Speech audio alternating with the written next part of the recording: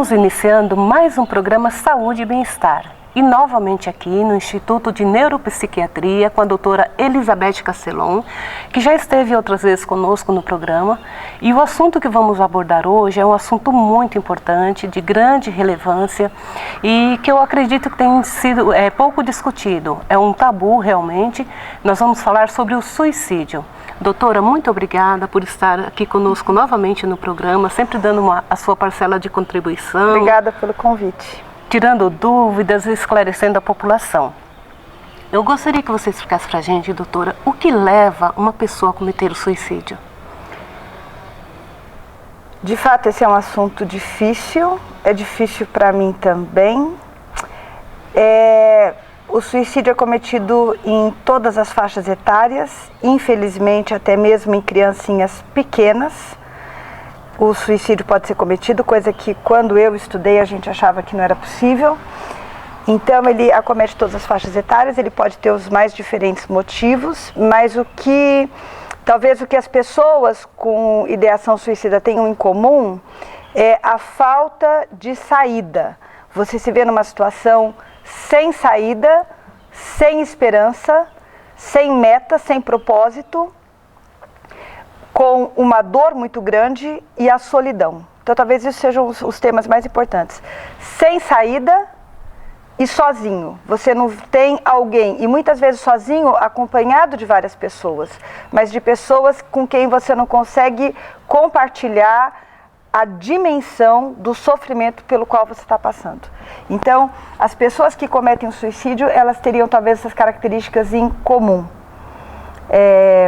Pode ser porque recebeu um diagnóstico de uma doença muito grave, pode ser porque sofreu uma desonra muito grande, perdeu prestígio, falência, pode ser por uma decepção amorosa, mas eu acho que é bem importante dizer que existem estudos que fazem o que a gente chama de autópsia psíquica. A autópsia psíquica é como se fosse a autópsia que se faz numa pessoa que morreu, mas no caso são entrevistas feitas com as pessoas que estavam convivendo com aquela pessoa que se suicidou, ou então uma pessoa que tentou suicídio, mas que não faleceu, você fazer entrevista com ela e tentar entender, tentar recapitular o que aconteceu. E em 97% dos casos as pessoas têm um transtorno psiquiátrico, então talvez seja muito importante colocar também. A pessoa tem muitas vezes depressão, transtorno bipolar, esquizofrenia e abuso e dependência de substâncias. Então essas são pontos-chave, são doenças para as quais a gente tem que estar atento e saber que essas doenças aumentam o risco de comportamento suicida. Doutora, e o que é mais comum? O suicídio em pessoas de idade assim, de 15 a 30 anos ou numa faixa etária mais avançada? Mais avançado é mais comum, mas o suicídio tem aumentado muito entre os jovens. E como eu disse, antigamente criança era uma coisa totalmente absurda imaginar que uma criança pudesse cometer suicídio e hoje a gente sabe, a gente presencia isso. Então ele tem aumentado entre os jovens, o que torna o assunto, vamos dizer assim, até mais desesperador, porque a pessoa jovem, além de ser uma tragédia ainda muito maior, porque uma pessoa de 80 anos que comete suicídio é muito triste.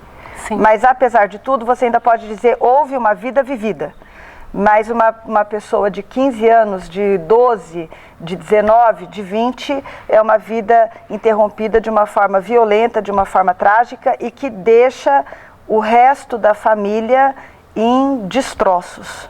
Deixa a vida de quem acompanhava essa pessoa em ruínas. É um trauma do qual muitos não se recuperam. E até porque, às vezes, os familiares até se sentem culpados. Muitas vezes se sentem culpados, se sentem porque não conseguiram o que eu poderia detectar. Ter feito, o que eu poderia ter falado ou ter ouvido essa pessoa, o que eu fiz de errado. Doutora, mas e como que a gente pode perceber, ou alguém pode perceber, a família, se alguém está pretendendo se suicidar? Quais são os indícios que a pessoa deixa transparecer? Eu acho que é importante perceber se a pessoa está deprimida, né? Então a gente falou a vez passada sobre depressão. Então a pessoa deprimida, ela está triste, ela está desanimada, ela quer se isolar, ela não vê graça em nada, ela muitas vezes fica agressiva, não é? Ela, né, então fica trancado no quarto muito tempo, fica isolado, não se abre com ninguém, então isso já é uma coisa bem perigosa, tá?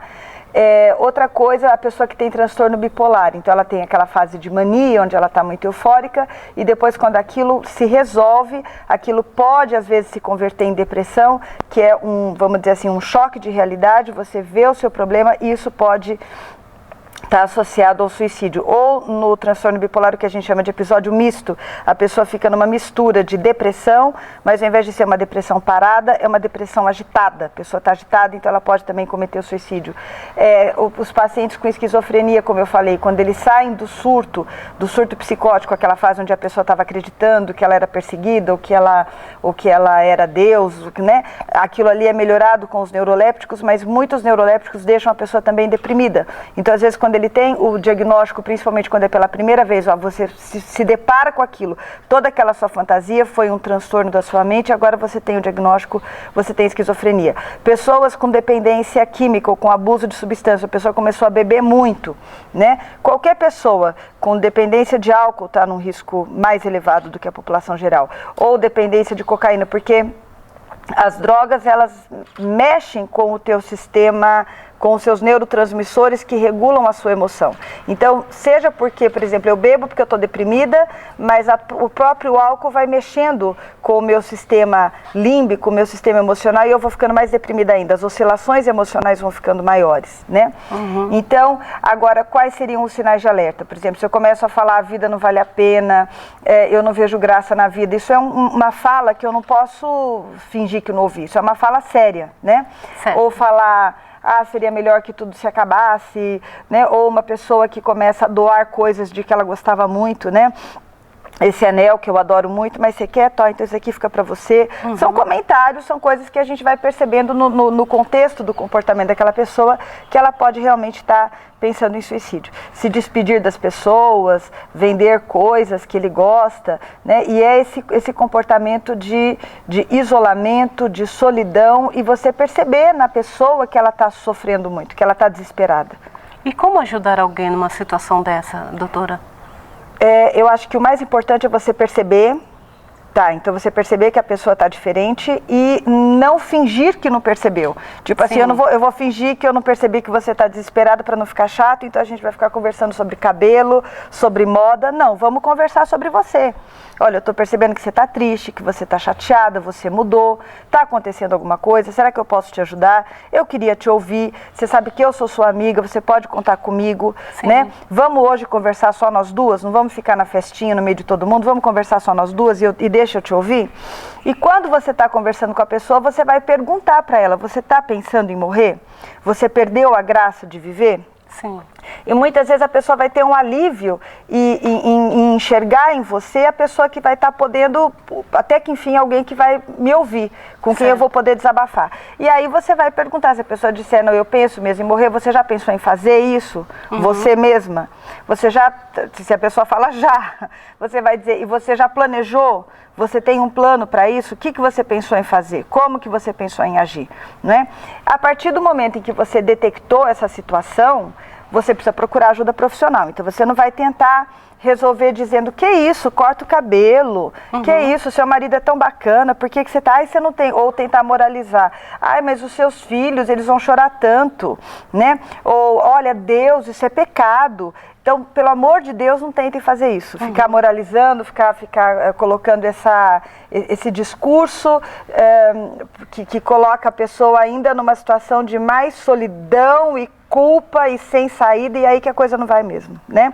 Então é melhor dizer, olha, nós vamos procurar ajuda, nós vamos sim, você não está numa situação boa, eu vou te ajudar e você vai sair dessa, né? E esse eu vou te ajudar é procurar ajuda profissional, no caso tem que ser com psiquiatra. Então o psicólogo, ele é extremamente importante. Sim. Mas nessa situação tão grave, ele precisa trabalhar em conjunto com o psiquiatra e, na minha opinião, você tem que dar uma medicação sim. É muito difícil você tirar a pessoa do suicídio só com a psicoterapia ou só com a psicofarmacologia. Então você tem que estar associando os dois, né? Doutora, eu acompanhei um caso, você falando tudo isso, eu lembrei de uma situação que eu vivi aqui em Dourados, há uns 3 anos atrás, uma moça que apresentava o programa comigo. eu percebi esses sintomas conforme você foi descrevendo, e eu me aproximei muito dela e ela se abriu comigo. Várias vezes ela comentou que foi até Ponta Porã para comprar uma arma, e eu sempre conversando com ela, pedindo para ela se abrir comigo, mas infelizmente aconteceu o suicídio. E depois, conversando com os pais dela, eles disseram que realmente ela fazia tratamento psiquiátrico, tomava mensalmente, diariamente os remédios, né, fazia uma consulta periodicamente com o psiquiatra, mas eles se surpreenderam que assim que ela cometeu o suicídio, eles viram no quarto dela que os últimos remédios que a psiquiatra... Tinha parado de tomar. Tinha parado de tomar. Então, infelizmente, porque a pessoa... é justamente isso, porque só o remédio, não, você precisa estar dando... Porque se a pessoa comete suicídio, justamente porque eu falei, porque ela está nesse buraco, onde ela não vê saída, ela não vê solução, ela não tem outra perspectiva, você precisa ajudá-la a criar essa outra perspectiva. Porque o grande problema do comportamento suicida está nesse afunilamento. Quer dizer, se eu que estou de fora, eu posso ver a sua situação e falar, tudo bem, eu sei que aconteceu uma coisa muito ruim, mas a gente pode fazer isso, a gente poderia conviver assim, a gente poderia ver isso. Eu consigo encontrar formas de te ajudar a enfrentar, a contornar, a se adaptar ao que aconteceu ou ao que está acontecendo. Mas você, no seu estreitamento psíquico, dentro da sua dor, você não consegue enxergar isso. E aí é que está bem o importante papel do médico e do psicólogo em estar ajudando essa pessoa, pouco a pouco, a desenvolver uma outra perspectiva sobre a vida dela. Muitas vezes as pessoas cometem suicídio, elas têm um pensamento um pouco inflexível também. Tipo, se não foi assim, o meu sonho era ter acontecido isso. E isso deu errado, então eu não quero mais. Não quero mais, né? E a vida, a maturidade, talvez ela consista em você estar entendendo que a vida é fluida, as constelações são transitórias, elas se fazem e se desfazem. As tempestades são transitórias, não é? E as coisas se recompõem, muitas coisas morrem, mas depois ressurgem, outras, às vezes até melhores. Então, se a gente entende essa transitoriedade de tudo e esse fluxo, a gente vê a vida até com uma distância maior, né? Um desapego maior, e você consegue tolerar as fases ruins. Agora, se você tem essa visão onde você precisa realizar aquilo daquele jeito, a vida não pode ser diferente, então é complicado. Mas o que você me falou me fez pensar em duas coisas que eu acho que precisa ficar aqui nesse filme. A maioria das pessoas que cometem suicídio e que realmente morrem, elas morrem na terceira ou na quarta tentativa. Então, uma pessoa que realizou uma tentativa é uma pessoa que vai estar em perigo a vida toda, né? Então, é muito importante levar toda a tentativa a sério. Mesmo que eu tenha falado assim, eu só tomei 3 comprimidos de não sei o que, uma tentativa que foi fraca, que a gente poderia dizer, você só queria chamar atenção. Ainda que seja assim, esse comportamento de chamar atenção, ele já é perigoso, porque naquele momento, mesmo que eu soubesse que o risco de eu morrer não era tão alto, mas eu brinquei um pouco com esse risco, e eu vou me aproximando desse risco cada vez mais. Na segunda tentativa eu tomo 10 comprimidos, na terceira eu tomo 20, e na quarta eu tomo 40, e aí eu consigo morrer, né? Outra coisa que eu queria ressaltar diante do que você falou, essa questão de armas, de tudo. Uma das atitudes que a gente tem que tomar diante de uma pessoa com comportamento suicida além de levá-la a ter ajuda psiquiátrica, psicológica, é retirar todos os meios pelos quais ela possa vir a suicidar. Então isso vai desde o chuveirinho do banheiro, o lençol, os talheres, copo, é uma situação bem difícil, né? Então, retirar e observar essa pessoa continuamente. Então, é uma pessoa que, às vezes, tem casos graves, que eu chego a falar para os pacientes, ele não pode nem ir para o banheiro sozinho. Vai para o banheiro, vai fazer xixi, não, tem que alguém estar lá do lado dele. Vai tomar banho, tem que alguém estar lá do lado dele. Então, a pessoa realmente não pode ficar 1 minuto sozinha, porque ela só precisa de 1 minuto para cometer o ato que ela quer. Às vezes tem pacientes que a gente acha até que eles melhoraram, eles enganam a gente de propósito, falam, não, eu entendo, eu estou bem, não, eu melhorei, obrigada por tudo, tal. E é naquele momento que ele definiu que realmente ele não vai encontrar ajuda e ele vai se suicidar. Então, é uma situação difícil de manejar e que precisa ser acompanhada por anos e talvez até décadas. Doutora, e a pessoa que tem esses pensamentos suicidas, existe os tratamentos, com a neuropsiquiatria, consegue reverter essa situação, esse pensamento que a pessoa tem? Porque no caso dessa moça que eu comentei com você, a gente conversava muito sobre o assunto, a gente lia a Bíblia juntas, a gente discutia o assunto, então nunca imaginava que ela chegaria a esse extremo. Eu acreditava que ela tinha esses surtos depressivos e naquele momento ela tinha aquela vontade, né, de se suicidar, mas quando chegou a via de fato, né, eu fiquei assim, boquiaberta, falei, como que, puxa vida, a gente conversou tanto. Então, aí assim, Tem como já prevenir? Respondendo a sua pergunta, ela envolve o seguinte, que às vezes eu consigo controlar, por exemplo, com a medicação a pessoa melhorou, está fazendo terapia uma vez por semana, está melhorando, mas basta acontecer uma pequena coisa. Então, uma outra característica do suicídio é um pouco a impulsividade. Tem pessoas que se suicidam, que é uma coisa bem planejada, por exemplo, eu fali, a minha empresa foi à falência e agora é uma vergonha muito grande, parará. Isso tem muito a ver com a inflexibilidade que eu comentei, mas às vezes tem pessoas, por exemplo, adolescentes, eu tô indo bem com a minha vida, eu estou tomando remédio, mas aí um pequeno acontecimento já me desarranja totalmente e aí eu tento suicídio de novo. Então, o remédio estava ajudando, a terapia estava ajudando, mas para ser uma terapia completa, eu preciso ensinar essa pessoa a como agir na situação de crise. Certo. Porque o suicídio pode ser essa situação de crise, aquele momento que você ficou com muita raiva, que você ficou muito frustrado e que você começa a duvidar de tudo de novo. Então aí a gente tem que ensinar manobras, como essa pessoa vai se acalmar, como essa pessoa vai tomar uma distância da situação, quem ela pode procurar nesse momento, ela pode fazer. Então aí tem várias dicas, né? Tem pessoas que você pode falar, então você vai fazer atividade física, você vai correr para descarregar um pouco esse seu nervoso, você vai fazer uma oração, você vai aprender a meditação, você vai ligar lá para o seu psicólogo, você vai... Então, alguma coisa para tirar, você vai tomar um remédio agora nesse momento e vai deitar e vai dormir, tomar um remédio para dormir, mas alguma coisa que tire, porque 2, 3 horas depois a pessoa já está diferente, ela já saiu daquilo. Então ela precisa, só que isso precisa ser ensaiado e explicado, que esses momentos vão vir e vão ser momentos onde você vai de novo duvidar de tudo, de novo achar que o certo mesmo é acabar com tudo. Mas é nesse momento que você tem que ter um lado seu que pule para fora e que fale, para, você está doida, você pirou, para. Então toma um remédio, vai dormir ou vai correr, vai fazer qualquer coisa, mas não faça isso. Não acredite nesses pensamentos que você está tendo nesse momento. Tá certo. Doutora, agora o que eu percebo também é que esse suicídio tem acometido pessoas, até evangélicos, pastores, padres, né? Ou seja, ninguém está isento de passar por esse... Sim, porque o desespero é muito grande, né? É uma situação, claro que a religião é um fator de proteção, então a gente sabe que as pessoas religiosas, né, principalmente a religião católica, esse é um grupo que comete menos suicídio comparado às pessoas que não têm religião. Então tem alguns fatores de proteção, religião católica, o casamento, o vínculo social, ter filhos, estar gestante, são coisas que tornam o risco de suicídio menor, mas não que tornem isso impensável. Tá certo. E para as pessoas idosas, o que levam elas a pensar em suicídio? Muitas coisas, né? Por exemplo, a pessoa idosa, ela tem uma coisa muito que acompanha a idade, é a solidão. Porque você perde amigos, você muitas vezes perde os companheiros, você perde os colegas de trabalho, você perde vínculos, você perde atividades, então a sua vida social e muitas vezes a sua vida familiar se caracteriza por um aumento de solidão no decorrer dos anos.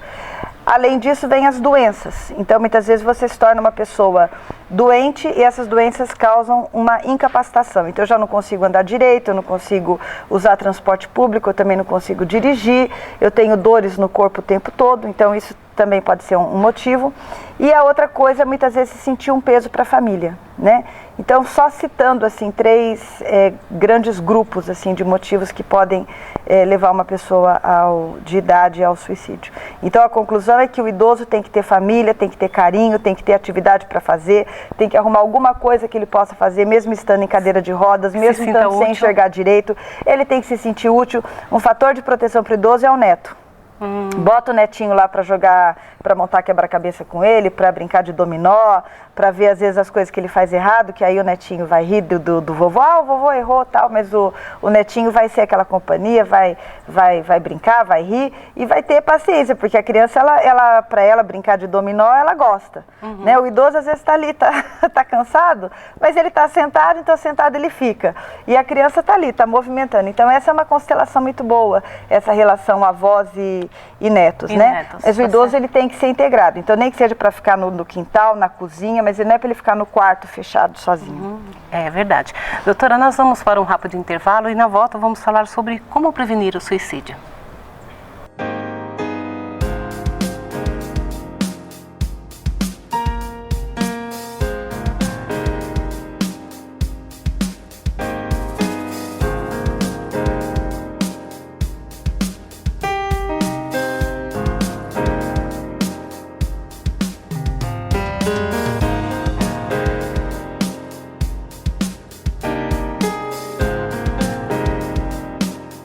E de volta com o programa Saúde e Bem-Estar, aqui pela TV Grande Dourados, a TV da família douradense.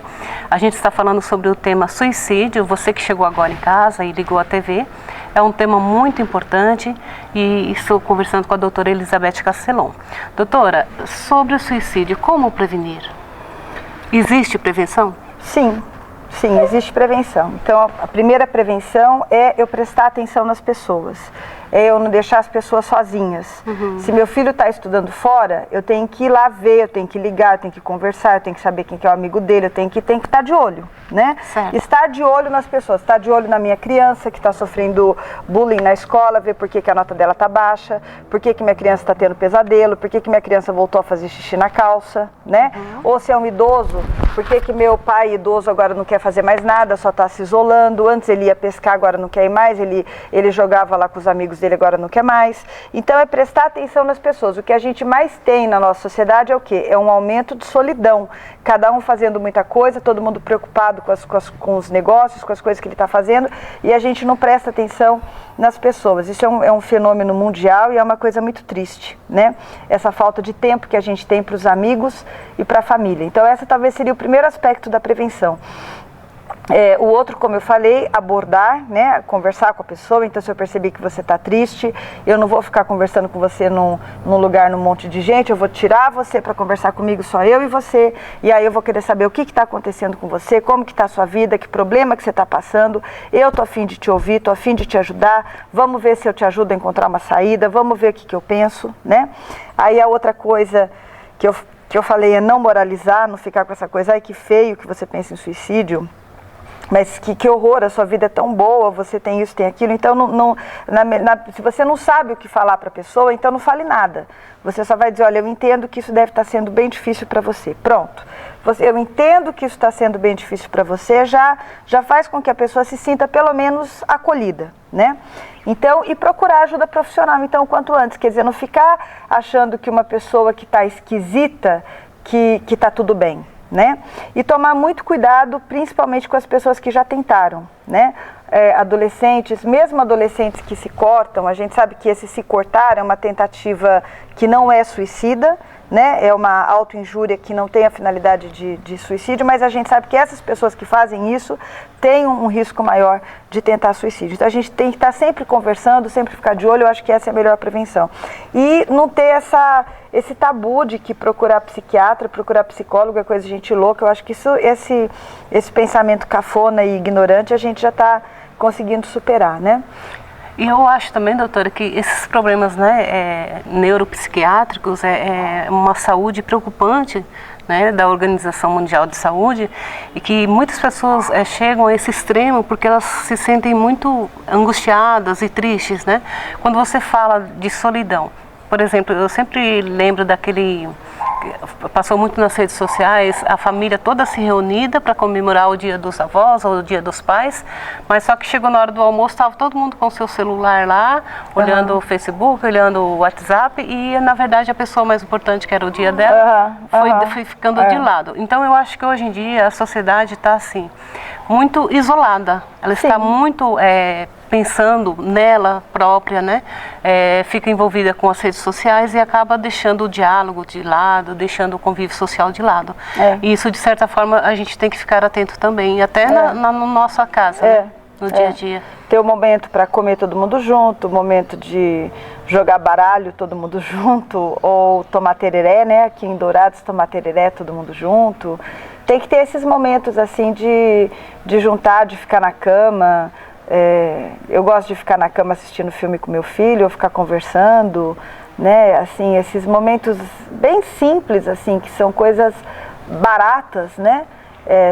Mesmo você ficar vendo televisão junto, ficar um provocando o outro, ou ficar brincando. Eu lembro quando eles eram, agora não tem mais isso, mas quando era criança que a gente montava quebra-cabeça, brincava de banco imobiliário, mas é tudo isso que a família, ou cozinhar junto, né?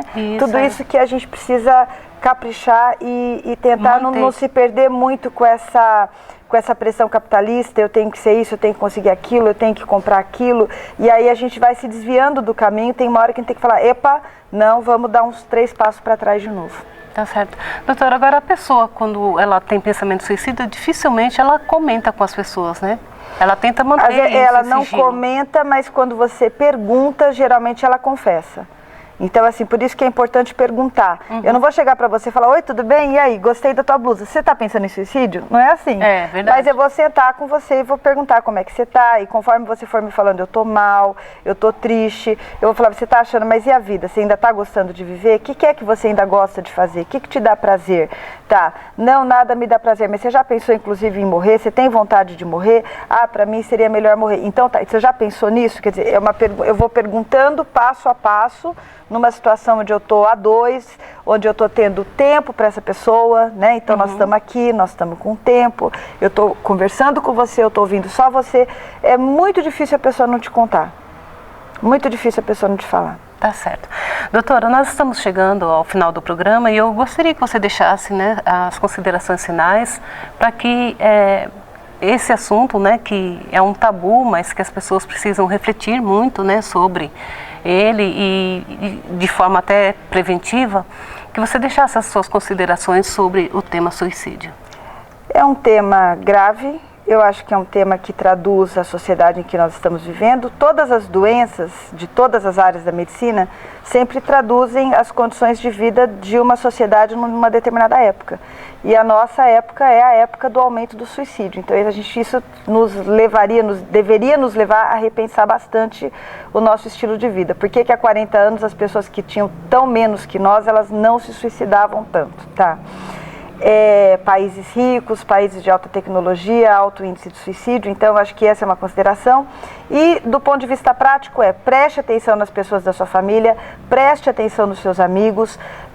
Entenda que o suicídio não é um pecado, mas que ele é um ato de uma pessoa que está desesperada, de uma pessoa que não tem propósito, que não tem saída e que está se sentindo extremamente sozinha. Seja você o braço amigo, seja você a pessoa que escuta, a pessoa que ouve, a pessoa que está do lado, quebre essa solidão e procure ajuda. Procure, obrigue, vá junto, essa pessoa precisa de ajuda, que no caso é o psiquiatra e o psicólogo. E o nosso programa vai ficando por aqui, eu espero que você tenha gostado e eu sempre digo que o nosso programa está aberto para você mandar a sua sugestão de pauta para que nós possamos cada dia fazer um programa ainda melhor para você. Muito obrigada pela sua audiência. Doutora, muito obrigada por participar. E eu conto com você no nosso próximo encontro.